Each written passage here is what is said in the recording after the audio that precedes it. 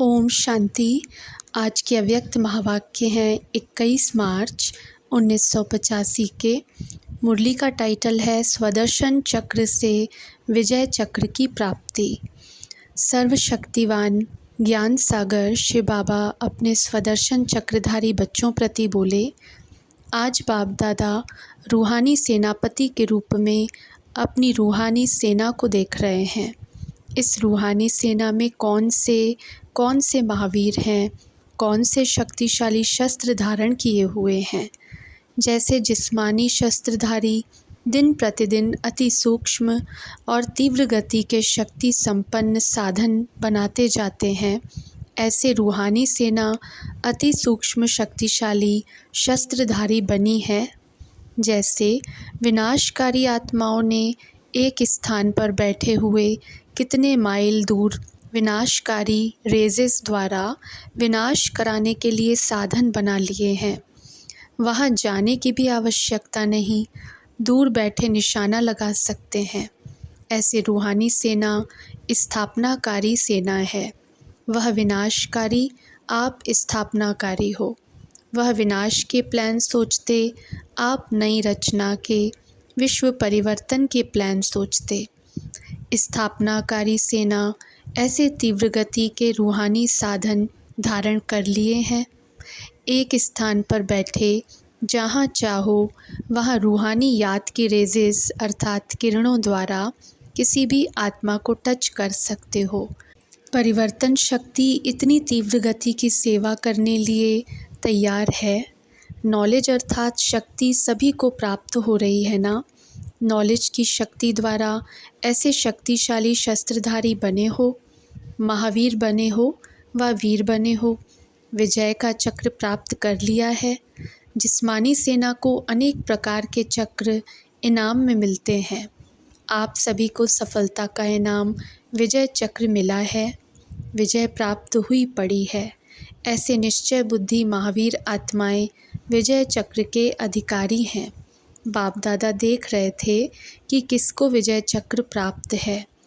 स्वदर्शन चक्र से विजय चक्र प्राप्त करते हो तो सभी शस्त्रधारी बने हो ना। इन रूहानी शस्त्रों का यादगार स्थूल रूप में आपके यादगार चित्रों में दिखाया है। देवियों के चित्रों में शस्त्रधारी दिखाते हैं ना। पांडवों को भी शस्त्रधारी दिखाते हैं ना। यह रूहानी शस्त्र अर्थात रूहानी शक्तियाँ स्थूल शस्त्र रूप में दिखा दी हैं। वास्तव में सभी बच्चों को बाप दादा द्वारा एक ही समय एक जैसी नॉलेज की शक्ति प्राप्त होती है। अलग अलग नॉलेज नहीं देते, फिर भी नंबरवार क्यों बनते हैं। बाप दादा ने कभी किसी को अलग पढ़ाया है क्या?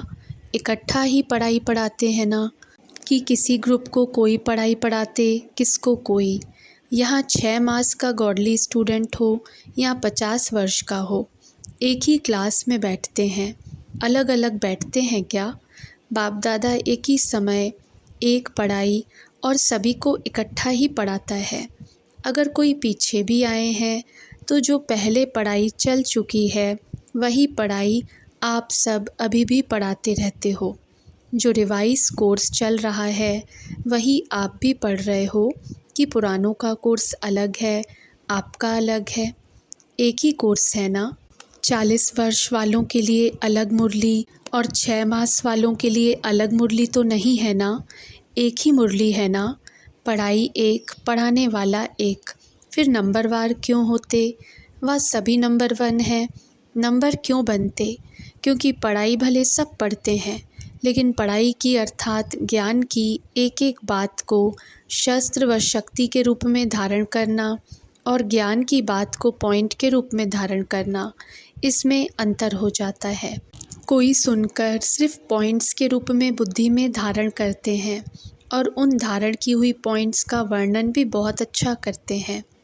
भाषण करने में, कोर्स देने में मेजॉरिटी होशियार हैं।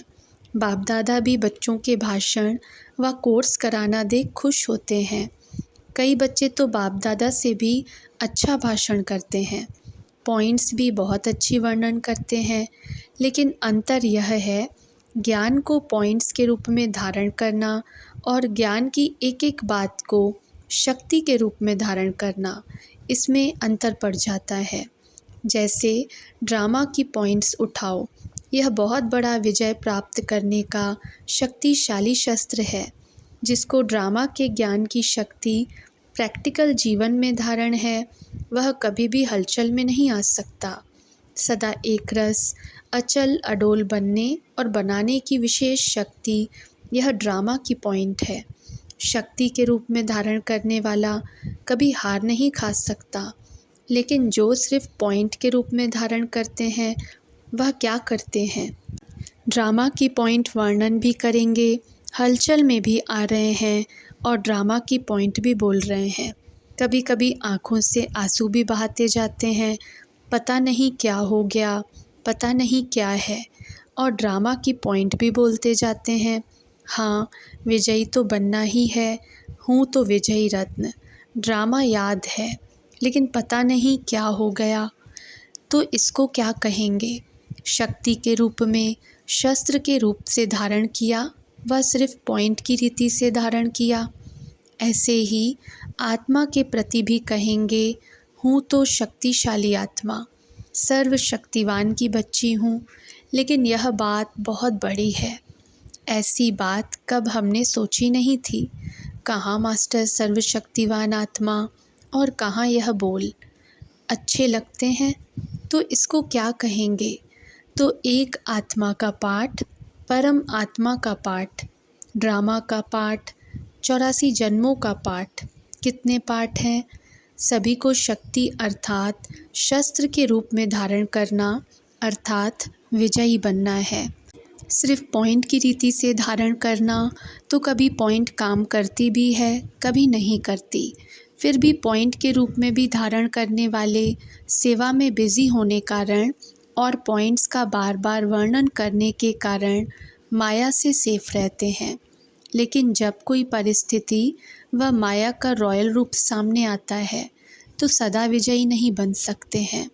वही पॉइंट्स वर्णन करते रहेंगे, लेकिन शक्ति न होने कारण सदा मायाजीत नहीं बन सकते हैं। तो समझा नंबरवार क्यों बनते हैं? अब यह चेक करो कि हर ज्ञान की पॉइंट शक्ति के रूप से, शस्त्र के रूप से धारण की। सिर्फ ज्ञानवान बने हो व शक्तिशाली भी बने हो, नॉलेजफुल के साथ पावरफुल भी बने हो व सिर्फ नॉलेजफुल बने हो। यथार्थ नॉलेज लाइट और माइट का स्वरूप है, उसी रूप से धारण किया है। अगर समय पर नॉलेज विजयी नहीं बनाती है तो नॉलेज को शक्ति रूप से धारण नहीं किया है। अगर कोई योद्धा समय पर शस्त्र कार्य में नहीं ला सके तो उसको क्या कहेंगे? महावीर कहेंगे, यह नॉलेज की शक्ति किस लिए मिली है? मायाजीत बनने के लिए मिली है ना।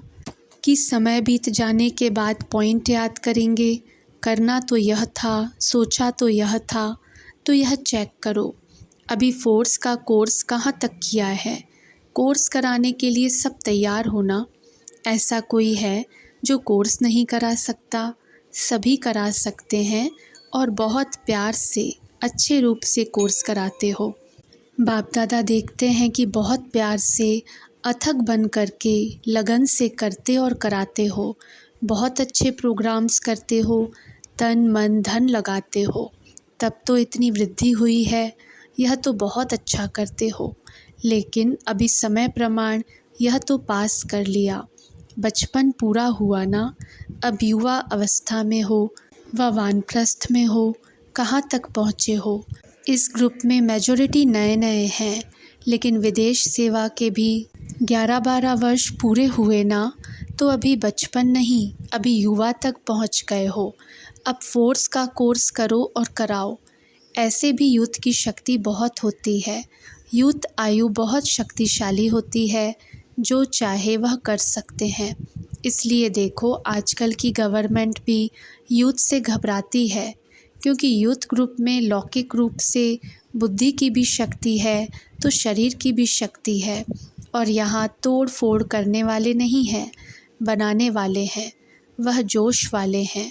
और यहाँ शांत स्वरूप आत्माएं हैं, बिगड़ी को बनाने वाली हैं, सबके दुख दूर करने वाले हैं, वह दुख देने वाले हैं और आप दुख दूर करने वाले हो। दुख हरता सुख करता। जैसे बाप वैसे बच्चे।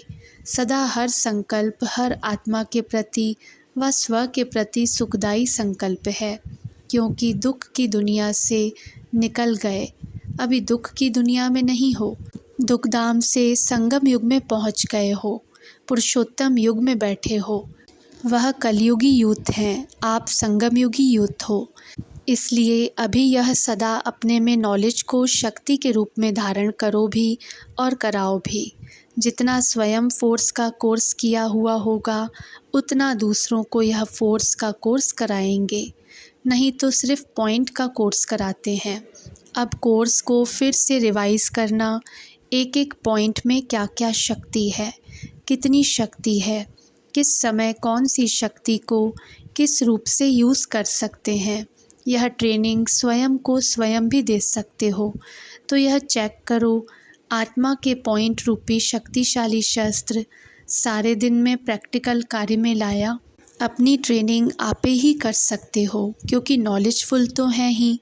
आत्मा के प्रति पॉइंट्स निकालने के लिए कहें तो कितनी पॉइंट्स निकालेंगे, बहुत है ना। भाषण करने में तो होशियार हो, लेकिन एक एक पॉइंट को देखो, परिस्थिति के समय कहाँ तक कार्य में लाते हो। यह नहीं सोचो वैसे तो ठीक रहते, लेकिन ऐसी बात हो गई, परिस्थिति आई, तब ऐसे हुआ। शस्त्र किस लिए होता है? जब दुश्मन आता है उसके लिए होता है, या दुश्मन आ गया इसलिए मैं हार गया, माया आ गई इसलिए डगमग हो गए। लेकिन माया दुश्मन के लिए ही तो शस्त्र है ना। शक्तियाँ किस लिए धारण की हैं? समय पर विजय पाने के लिए शक्तिशाली बने होना। तो समझा क्या करना है। आपस में अच्छी रूह रुहान करते रहते हैं। बाप दादा को सब समाचार मिलता है। बाप दादा तो बच्चों का यह उमंग देख खुश होते हैं। पढ़ाई से प्यार है, बाप से प्यार है, सेवा से प्यार है।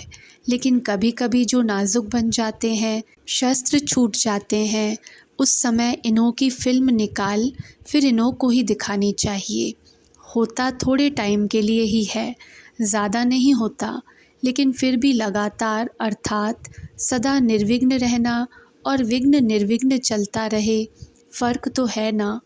धागे में जितना गांठ पड़ती है उतना धागा कमज़ोर होता है।